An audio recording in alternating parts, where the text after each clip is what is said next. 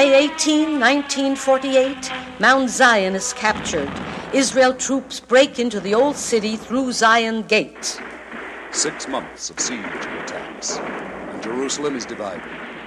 A long, hot summer of truces made and broken. On August the 6th, the Israel Minister of Foreign Affairs writes to Count Bernadotte, the United Nations mediator, Sir, in confirmation of my oral statement to you at our meeting yesterday, I beg to request on behalf of the Provisional Government of Israel that you be kind enough to transmit to the governments of the Arab states now at war with Israel our offer that their representatives should meet the representatives of the Provisional Government of Israel for the purpose of peace negotiations.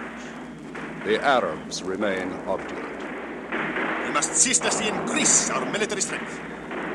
We must construct many arms factories. Then we shall be successful, and the Jews will be driven into the sea. Soon after the armistice was signed, Arab propaganda began to call for a second round. War consists of several rounds, like a boxing match. You might lose the first of these rounds. You might even lose the second. But the war continues, and eventually you can win. Perhaps on points.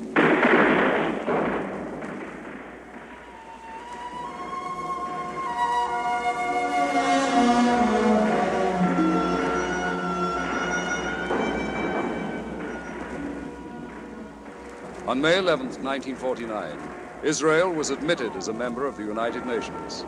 Mr. Sharett told the Knesset, by our admission to the United Nations, the highest seal has been placed on our international recognition. This is a major political occasion and a deeply moving event in our history. It brings Israel into the community of nations. It confers on the Jewish people in our own state equal rights with all free nations. It ends for us the long, dark history of persecution, degradation, and discrimination.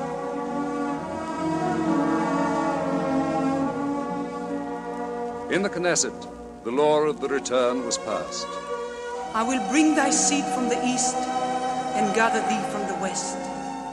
I will say to the north, give up, and to the south, keep not back. Bring my sons from afar and my daughters from the end of the earth.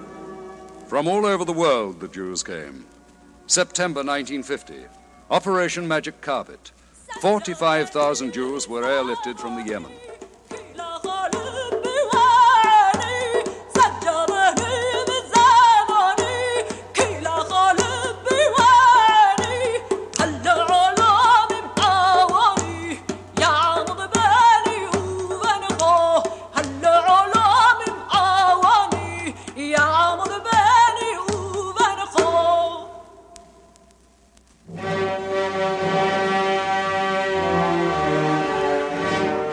In 1952, the first president of the State of Israel, Dr. Chaim Weizmann, died.